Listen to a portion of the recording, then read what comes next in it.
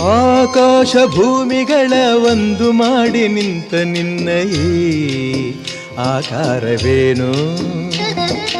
ಆಕಾಶ ಭೂಮಿಗಳ ಒಂದು ಮಾಡಿ ನಿಂತ ನಿನ್ನ ಈ ಆಕಾರವೇನು? ಕಣ್ಣುಗಳ ಕೋರೈಸುವ ಕಾಂತಿ ಚೆಲ್ಲುವ ಈ ಭವ್ಯ ರೂಪವೇನೋ? ಆಕಾಶ ಭೂಮಿಗಳ ಒಂದು ಮಾಡಿ ನಿಂತ ನಿನ್ನ ಈ ಆಕಾರವೇನೋ?